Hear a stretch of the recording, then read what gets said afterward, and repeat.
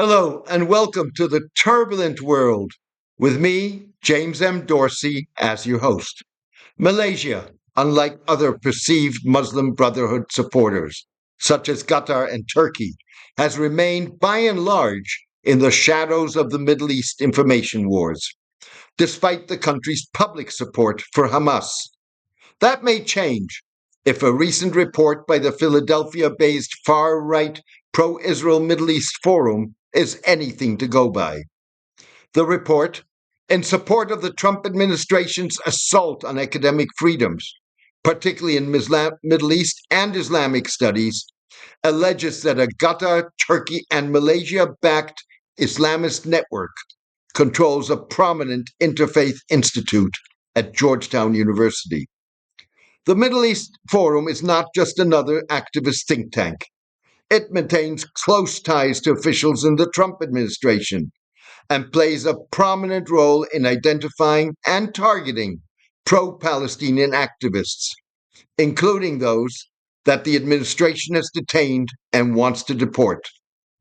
Among those targeted is Badr Suri Khan, a 41-year-old Indian postdoctoral fellow at Georgetown. Mr. Suri was detained in March for 2 months by U.S. authorities and released on bail in May, pending deportation proceedings on charges of spreading Hamas propaganda and promoting anti-Semitism on social media, after the Forum and the Committee for Accuracy in Middle East Reporting and Analysis targeted him and his wife, an American citizen. Mr. Suri's father-in-law, Ahmed Yusuf, was an advisor to Ismail Haniyeh, a senior Hamas official killed by Israel while on an official visit to Tehran a year ago. Over the past 3 decades, malign foreign influence actors from Qatar, Turkey, and Malaysia have entrenched themselves at Georgetown University, using the institution's campuses in Washington, D.C. and Doha as bases to propagate Islamist ideology, train sympathetic academics and diplomats, and fundamentally reshape Middle East and Islamic studies, the report charged. While tariffs topped U.S. Secretary of State Marco Rubio's agenda as he landed in Kuala Lumpur this week for 4 days of meetings with Association of Southeast Asian Nations or ASEAN leaders, he was sure to raise support for Hamas with his Malaysian counterparts, according to well-placed sources. A brief State Department statement announcing Mr. Rubio's first trip to Asia since assuming office did not mention Hamas. The sources said tariffs were not Mr. Rubio's only focus. Hamas would likely figure in his discussions with the Malaysians on combating transnational crime. Alongside addressing transnational crime, Mr. Rubio also expects to raise maritime safety and security in the South China Sea during his meeting with Malaysian and other regional leaders. Mr. Rubio's timing, particularly regarding transnational crime and political violence, may be fortuitous.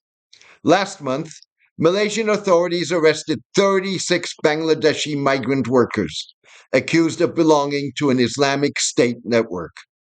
Of those arrested, 5 were charged with terrorism-related offenses, 15 faced deportation, and 16 remain under investigation, with the police anticipating further arrests.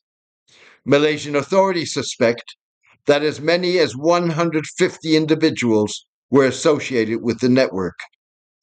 To be sure, Hamas, unlike the Islamic State, has largely restricted its violence to Israeli targets, rather than engaging in a transnational jihad. Even so, by adding Malaysia to its list of Hamas-supporting culprits, the Middle East Forum has potentially put the Southeast Asian nation in the bullseye. Although long viewed as an anti-Israel force whose leaders, at times, have not shied away from anti-Semitism, the report puts Malaysia on par with Qatar and Turkey, long-standing bête noirs of Israeli, pro-Israeli, and conservative anti-Islamist, anti-Qatar, and anti-Turkey campaigns that seek to silence alternative voices and limit academic freedoms and freedoms of expression. The Forum report asserted that Malaysia had joined Turkey and Qatar in a Sunni Muslim Islamist axis that has played an increasingly vital role in the spread of extremism in the West, as well as funding and supporting terrorism in the East. As one of a few countries that, like Qatar and Turkey, allow Hamas to operate openly, Malaysia is an obvious target for pro-Israel activists with influence in the Trump administration and among Republicans. Speaking to Parliament weeks after Hamas's October 7, 2023 attack on Israel, Malaysian Prime Minister Anwar Ibrahim insisted, "We, as a policy, have a relationship with Hamas from before, and this will continue." At about the same time, Mr. Ibrahim pledged Malaysia's unwavering support for the Palestinian people in a phone call with Mr. Haniyeh, the assassinated Hamas official. Two of Mr. Ibrahim's cabinet members, Rural and Regional Development Minister Ahmed Zahid Hamidi, and the Prime Minister's Home Affairs Minister, Saifuddin Nasution Ismail, co-founded in 2011 the Kuala Lumpur-based Palestinian Cultural Organization Malaysia, or PCOM, popularly known as Hamas's embassy. The organization raises funds through a network of Malaysian civil society groups. It advises potential donors knocking on its door to contact those groups. As Mr. Ibrahim expressed support for Hamas, authorities accused one of the organization's Malaysian support groups, Aman Palestine Berhad, of money laundering and abuse of public funds. An Israeli intelligence-affiliated information center reported years earlier that Hamas hosted social and cultural activities at the International Islamic University in Malaysia that helped the group's military wing recruit Palestinian students.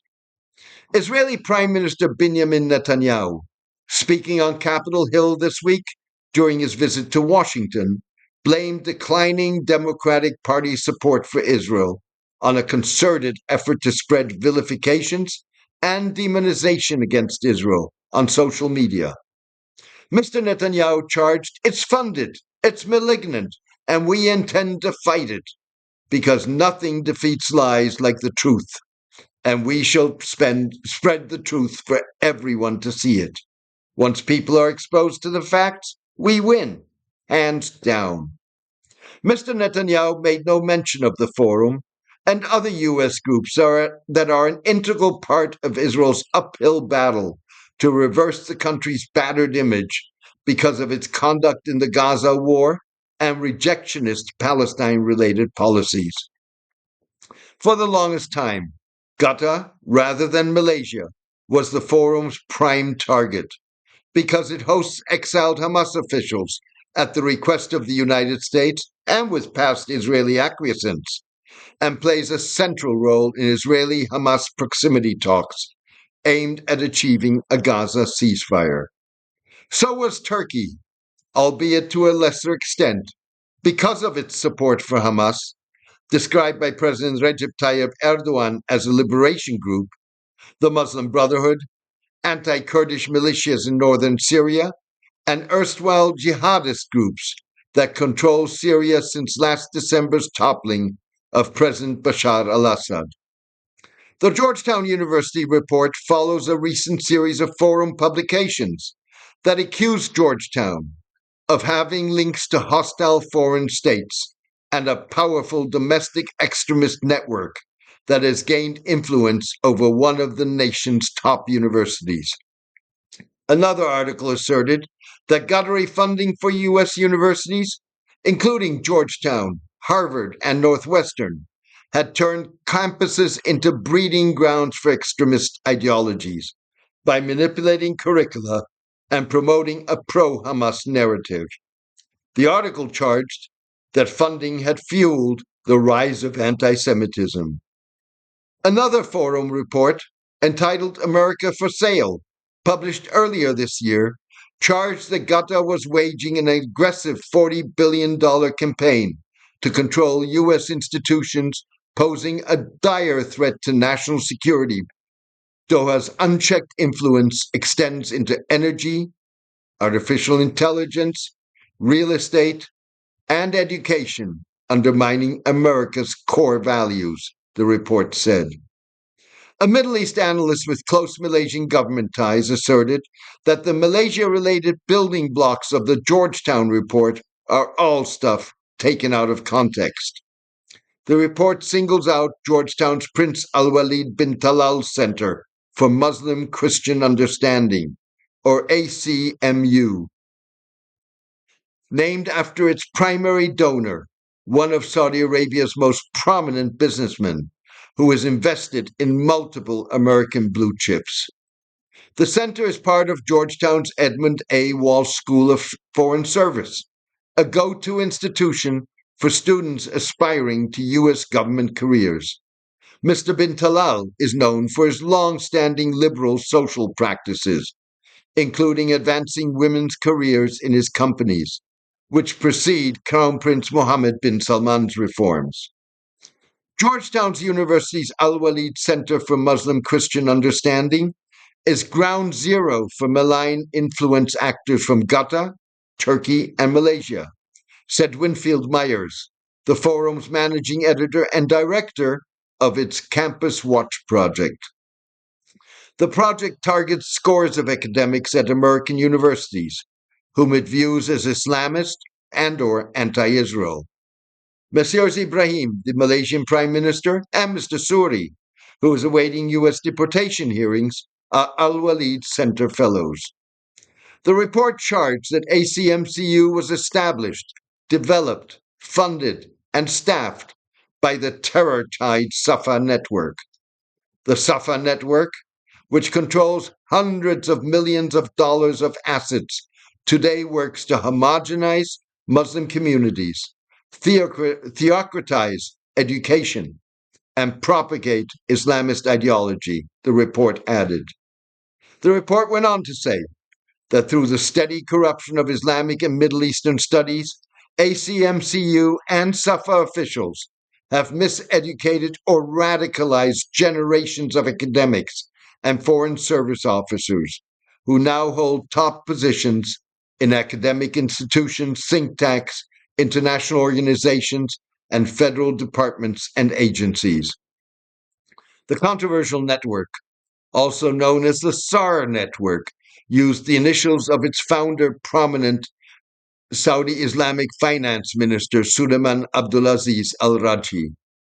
Mr. al-Rajhi's name was on a list of alleged early-day influential Saudi financiers of al-Qaeda at a time when the group was not yet proscribed by the United Nations, the United States, and others.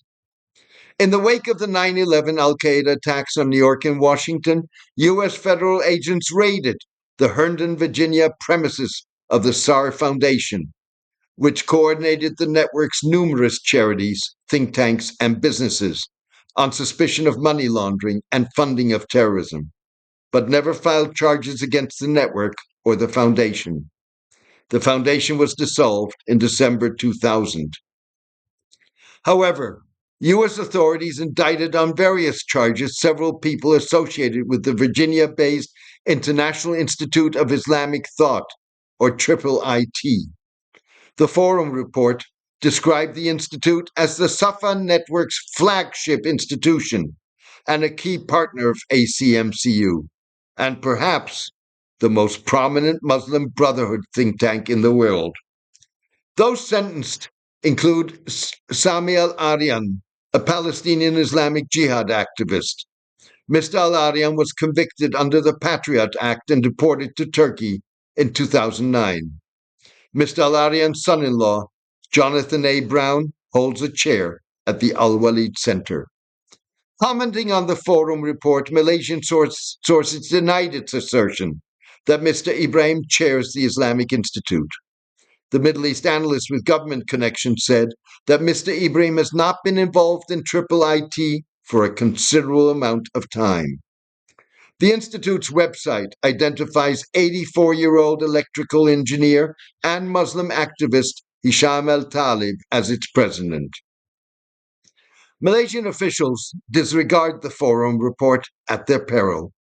In its Malaysia related recommendations, the report advocates investigating Al Walid Center faculty who aim to sway public opinion in favor of Malaysia, Qatar, and/or Turkey as foreign agents, and adding the International Islamic University Malaysia to the Defense Department's list of foreign institutions engaging in problematic activity.